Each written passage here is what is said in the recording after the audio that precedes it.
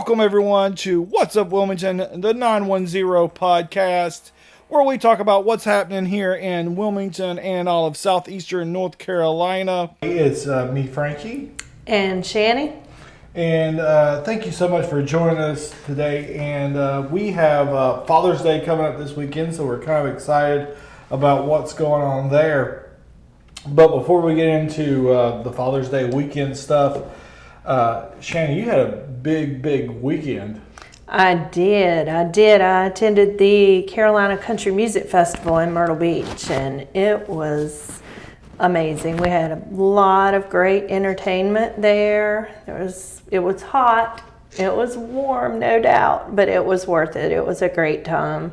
The venue seems to be pretty organized. I've been for the last 4 years, and each year they get a little more organized, a little more friendly with the things they do, and you know, it's awesome. They have the bands where you can not have to take any cash in. You pay with your band, you hook your card to it, and it makes it awesome because you don't have to keep up with anything. You just scan your armband and pay. Drinks, merchandise, food. I've never heard of that. It is awesome. So how do you hook your armband up to a credit card? When you register the armband online, when they mail it to you and you go on and put in your number and register it, you link a debit or a credit card to it.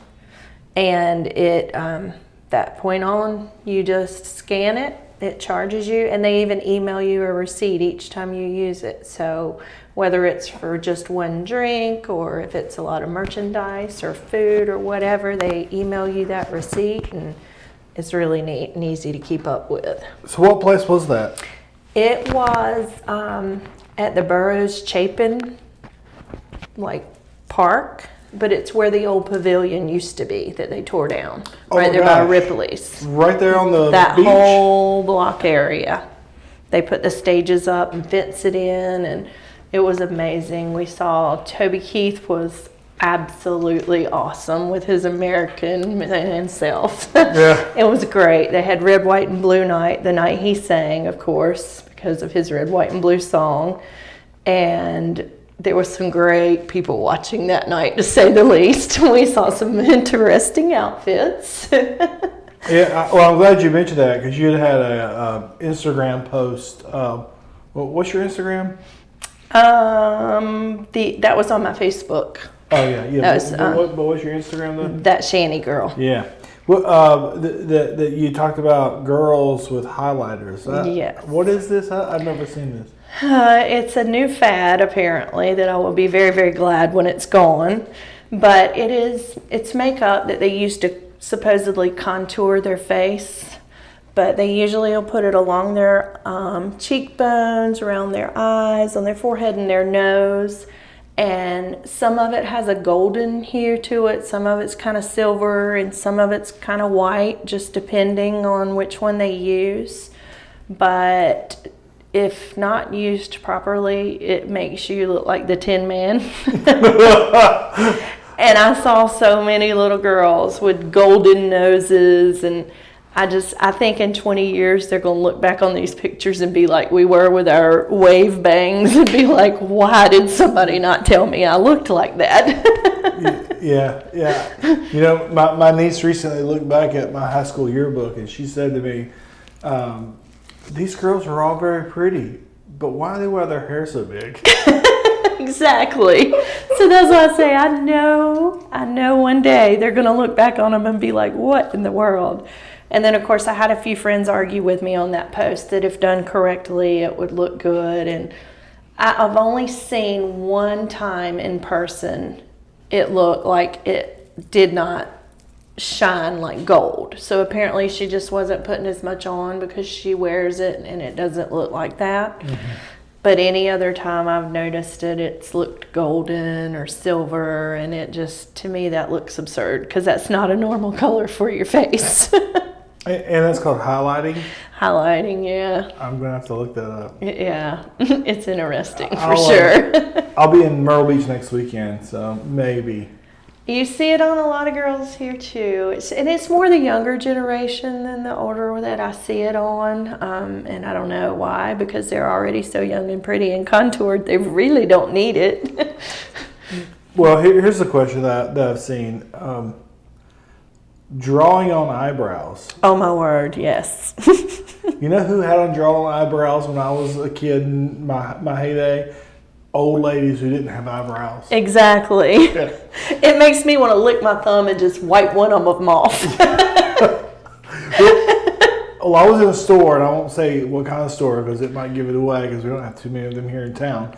And I could not even speak to the girl because I was so distracted by her eyebrows. Yes. And she's beautiful, but then it's just like this obviously fake. It's not even like it is convincing at all. So yeah, I don't get that fad at all either. So hopefully that's going away, but we're replacing it with metallic skin. Yeah, apparently. It was just, and I mean, like I say, some of the ones that had the white, it just looks almost like clown makeup. It's so light. And I'm like, what in the world? Why? Just why? Yeah, I'm always curious how in the heck did that even get started? Yeah. Was it someone watched The Wizard of Oz like, the Tin Man? Yeah. I myself don't understand how they can do it because I can't even wear foundation because I feel it itches. And then if you scratch, you've got this line through your makeup and it's no longer even. Or I sweat it and it drips and runs. And I don't want to look like Tammy Faye with my makeup running down my face. well, that's what I was going to say too. Is like, man, you're out there in the sun, in the hot, and you're sweating and probably drinking and dancing. And, being crazy all day long at this thing. I mean, what time did the music start? Most of the bands started around 2:30, but that was like the people that had won Battle of the Bands and a lot of the local people and some of the lesser named people. Most of the big names started at like 5:30 and on, but the last concert started at 10, a little after 10 each night, so they usually ran to 11:30 or 12, depending on if they did an encore. Oh, well, that's really cool because you get like beach and tourist time. I thought it would be like it would go all day long. No, we get up and spend our day like at the beach or the pool, and then we had time to go back and take a shower and get ready and then go. So it made it nice. You got to relax a little too, so you did feel like you're on vacation and didn't go the whole time. So that made it nice. Well, your weekend was much more exciting than mine. I did go fishing a couple times. Oh, sorry, that's a crazy cat. She was in reflection on my drink on the wall, I think. Wow. My weekend, I went fishing a couple times, and then the other thing was rims on the river this weekend. Now, I didn't go downtown. I live about 30 minutes from downtown Wilmington, and I started to go, but then I said no. Because parking in past years of any event that's downtown can just be so crazy. And, you see people like wanting $10 to park, and I really wasn't interested in just hanging around. But I will talk about, since I didn't go to that one, events that I'd seen in the past down there. And I'm sure they still do it, but there's I don't know what it's called, but it's like the cart that they use to go underneath cars, like in garages.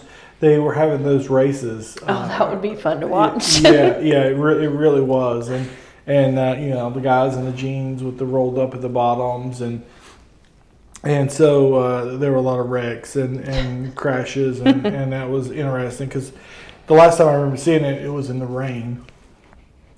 So it was even worse. And you think about you're in downtown Wilmington. But I was looking at some of the pictures, and I thought, wow, it looked really, really cool, like if you're in the cars and hot rods and stuff. So, and this one was actually delayed a few times because of the weather. The rain, yeah.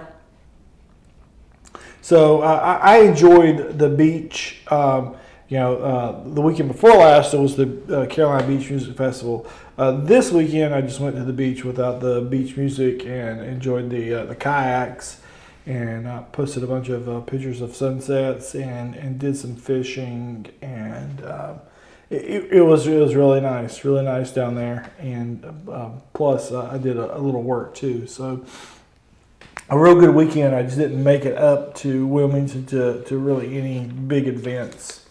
So this coming week, what is it that you've got going on that you're excited about?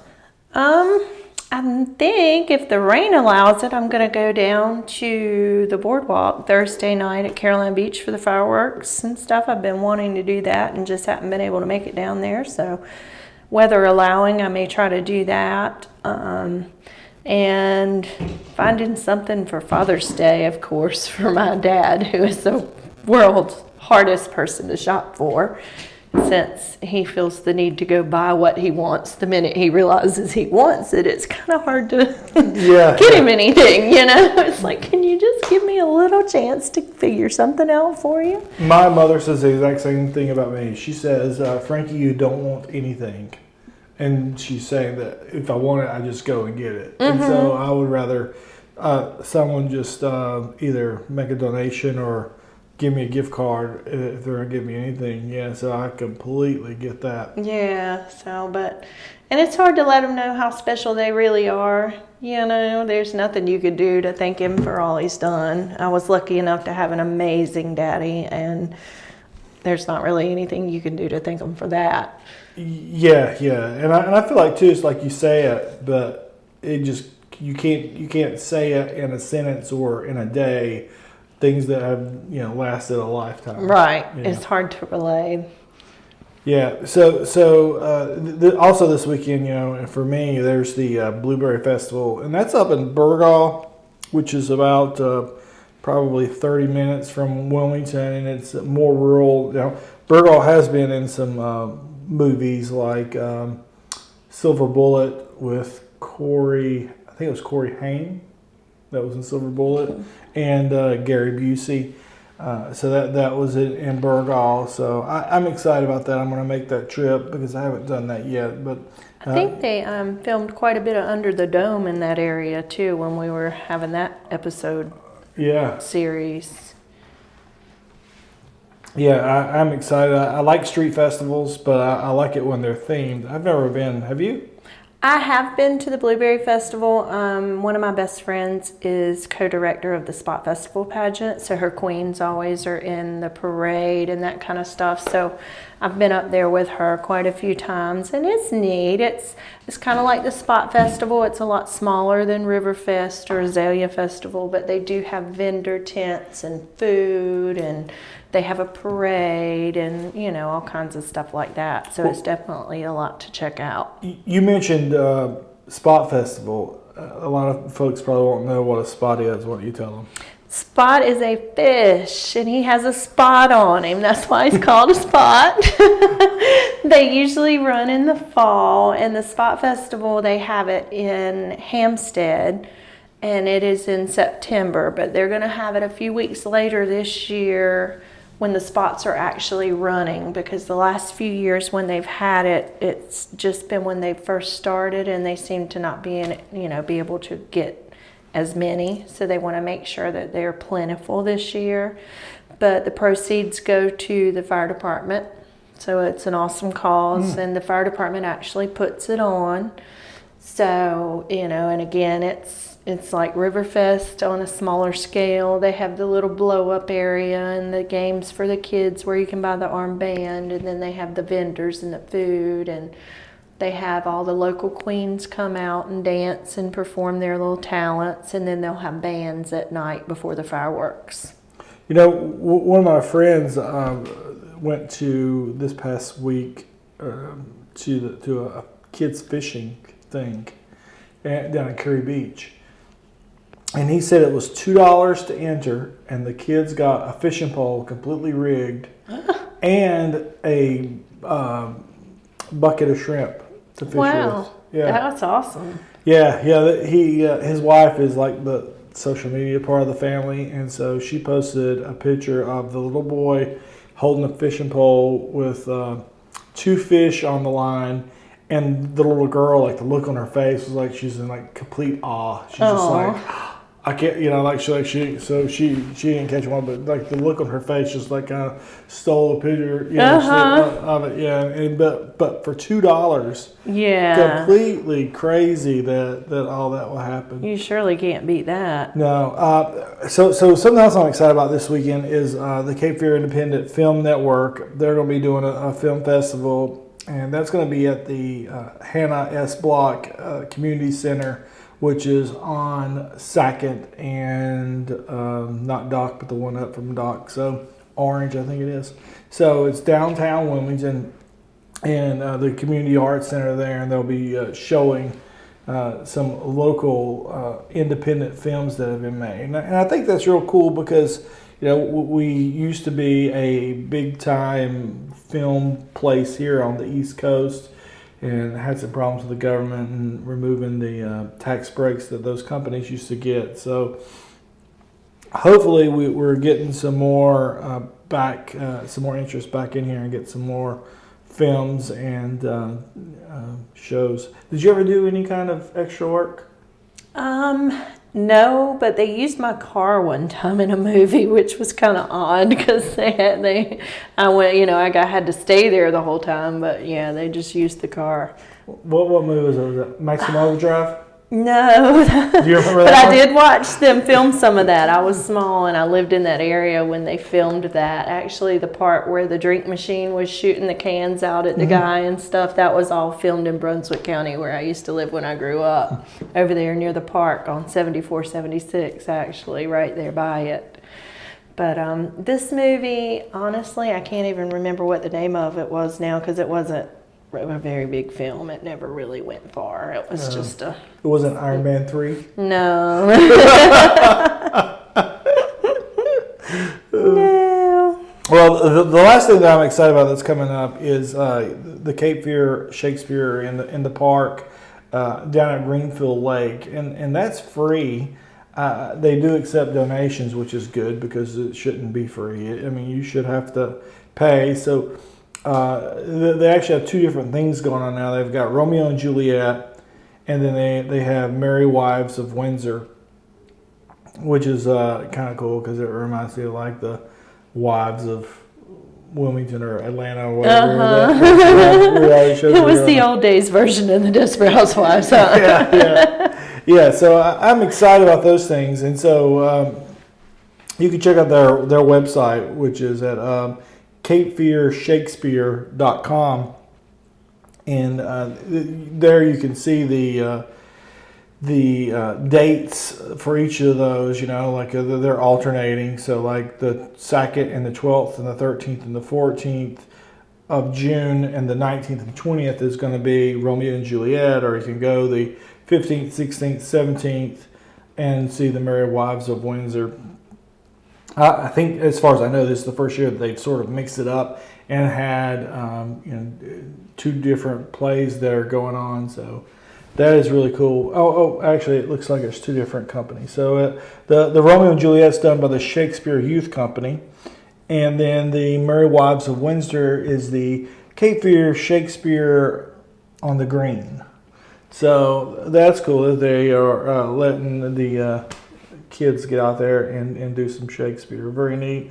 And those all start at 6:30, and it's right on Greenfield Lake. So I would recommend that if you go to that, put on some bug spray or something very, very similar. Than bug spray. I don't know what is similar than this bug spray, but I know that some folks wear the thing on your the band on your arm instead of spraying the DEET and all that good stuff on you. So awesome. Yeah, there's a few things coming up, and I'm excited about, and things that you're excited about. So you have a pretty chill weekend coming. I guess you need it after Myrtle Beach. Definitely. I'm going to be picking up my niece on, I think, Sunday and bringing her down here. So, and that's my 8-year-old niece. That'll be fun. Yeah, and I probably wish it would be a little quieter, but I know that she's going to keep me busy, and she's made a list of the things that she wants to do. Yeah, she came down and stayed 3 days in, I think it was April, whenever spring break was, and so we were busy those days, and now this time coming down, she's got a list of what she wants to do. So I'm excited about it. She hasn't been here for long, in about 2 years, but when she came down before, we went and spent some time in Myrtle Beach and went to Pirate's Voyage. But this year I think we're going to go do the water parks. That'll be fun. Yeah. Cool. So let's talk about our plugs, and then we will get out of here. Anything that you want to plug? You want to talk about any advertisers? Anybody? No, really. Mermaid Kisses Photography is always out there to do any kind of photography you would need. They do weddings, maternity portfolios, newborns, headshots for pageant queens, anything along the lines of that. There's nothing too big or too small. Anywhere in the Tri-County, Brunswick, New Hanover, Pender County area. Even are doing the milk bath photos that have gotten really popular right now. I haven't seen those. It's like, they do it in the bathtub to where it looks like it's in milk with like flower petals floating, and they turn out to be very, very elegant. We actually have one we do with children that instead of flower petals, we put Fruit Loops in the bath. And it's super cute with the little ones. So they're always out there. You can give them a call at 910-231-8609 or go on their Facebook page, Mermaid Kisses Photography. And there's always, any kind of whatever you may need, small or large, no matter how intimate or how big, they will definitely work to get you what you need. And then another one of our sponsors is Funny Little Books. And this is a local company here in Wilmington owned by Michael Gillespie, who is he's an attorney here in town. And he is a very, very interesting guy. He was in real estate and did very well in it, and then decided that he wanted to go to law school a few years ago. So he became an attorney. Well, his undergraduate degree was in English, and so I guess he's always had an interest in writing. Well, he's written these books that are for kids, but they are written in a way that there's a lot of inside jokes and lots of play on words that the kids won't get, but the parents or grandparents or babysitters or whomever that are reading them will get them. So he wrote these books so that they're just not, silly little books that kids will think are funny, but they're silly books that the parents will think that are funny. And since Father's Day is coming up, he actually got his father to publish a book called The Cabin, and you could see that on their website, funnylittlebooks.com. And I think it's really neat because his dad talks about growing up here in the Cape Fear region, and his dad's also an attorney here in town, and talks about his experiences of hunting, fishing here in this area, and they make great gifts, especially if you're here in the area. I have given my mom and my niece and everyone copies of Michael's books. I think he's on his third book, and then also I gave my mom a copy of his dad's books autographed from last year. So funnylittlebooks.com, very interesting books, and they're not very expensive, and you can order them directly off Amazon too. So if you're a Prime member, they're printed right there through the Amazon printing company. And so, I think that is about it for us to talk about here this week. How's the market? Oh, funny you ask. So the market has been super, super, super crazy all summer long, and today I had someone call me, and they have a 4-bedroom, 3-bath house, and they're looking to put it on the market. And so I said to them what I shouldn't say, which is, wow, you've almost missed out on the best time to list, because people who are buying a 4-bedroom house typically have kids, and they don't want to move their kids in the summer. So I'm very excited about this new listing that I have coming up. And the market here that I've seen in the last week since we last spoke, I think it's pretty steady. It's not anything that's crazy. And I always get worried when I see the market being when prices keep going up and inventory gets low, because eventually when it's going that way that it has to stop, and you don't want it to stop and just hit the bottom. So anyway, the market's steady, and if you are looking under probably $160,000, it's still very competitive. There are a lot of investors that are paying cash money.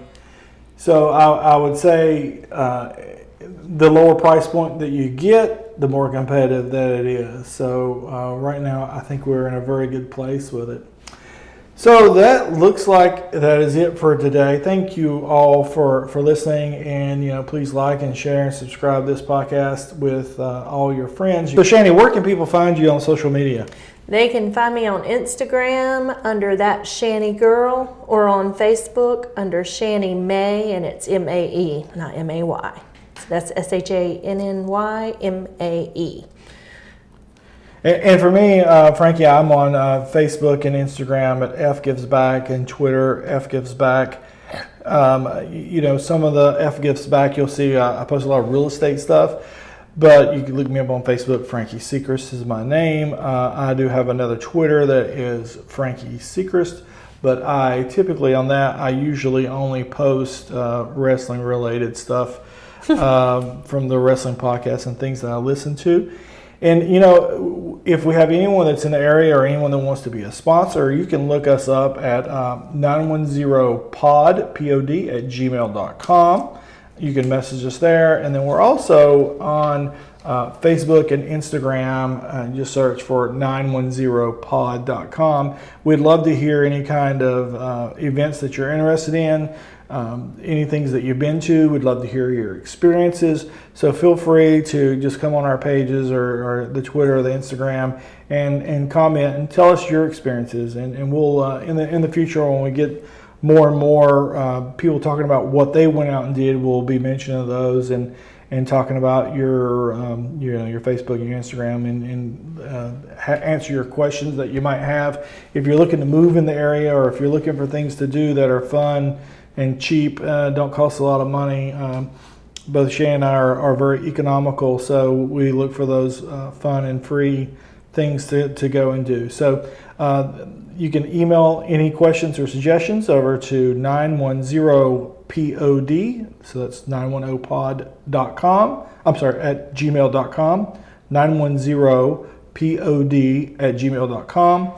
Or you can look us up on Facebook, Twitter, Instagram, 910pod there. Look forward to hearing from you. Bye.